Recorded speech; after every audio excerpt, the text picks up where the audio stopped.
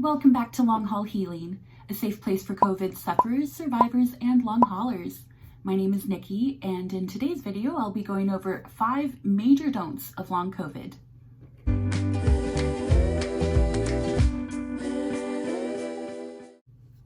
Don't number 1, don't sit still for too long. I'm sure you've heard the phrase that sitting is the new smoking. Side note, if you're a smoker, don't be. I used to be one too. Guess who got COVID? Me! I got COVID. I tested positive like a week ago. Yeah, not proud of that. But if I can quit, so can you. You got this. Anyways, one easy way I make sure that I don't sit still for too long is by staying hydrated. Every day I'm huffling.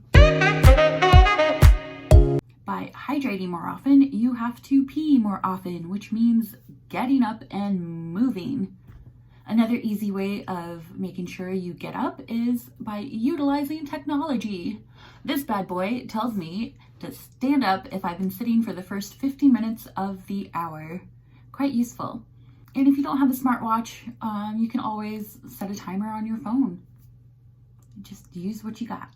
Don't number 2, if you've been feeling good, don't be surprised if your symptoms relapse, or if you experience post-exertional malaise, aka PEM or PEM. If you are unfamiliar with what PEM is, the CDC has so very kindly put it into words for us. Thanks, guys. PEM is the worsening of symptoms following even minor physical or mental exertion, with symptoms typically worsening 12 to 48 hours after activity and lasting for days or even weeks. Sound familiar? Yes, very much so. PEM can be mitigated by activity management, aka pacing. This is your race, your pace. If you need help figuring out how to manage your activity, you can check out this video right here on how to start an activity log. You can find the chapter time code in the description and jump right to it. Don't number 3, if you're in the Northern Hemisphere like me, then I'm sure you're well aware that winter is here. And with winter comes snow, and the snow shoveling this year has absolutely kicked my ass. I've tried helping out shoveling the driveway 3 times, and each time I found myself back on the struggle bus of fatigue, aka PEM. And it's not just for physical activity, which leads us into the next don't. Don't number 4 is obviously don't push yourself too hard mentally, just like the CDC said, physically or mental exertion.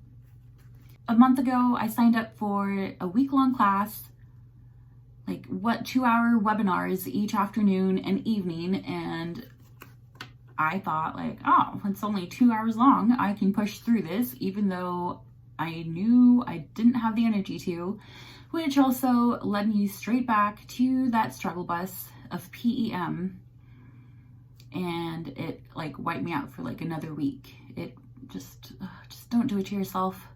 Just pace yourself accordingly. Don't number 5, don't rush back to work.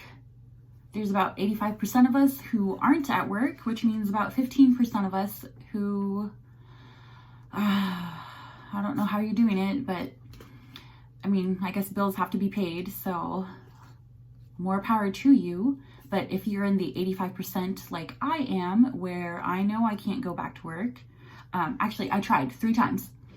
3 seems to be really, okay, anyway. So yeah, I've tried going back to work 3 times, and each time I only lasted 4 or 5 hours each. And I normally work 11.5 to 12.5 hour shifts. I couldn't even make it through half a shift. And each time wiped me out for another 2 or 3 days. I do want to say that I am fortunate enough to have my family to fall back on. And even if I didn't, I am also fortunate enough to have an emergency fund to utilize in the last or worst case scenario.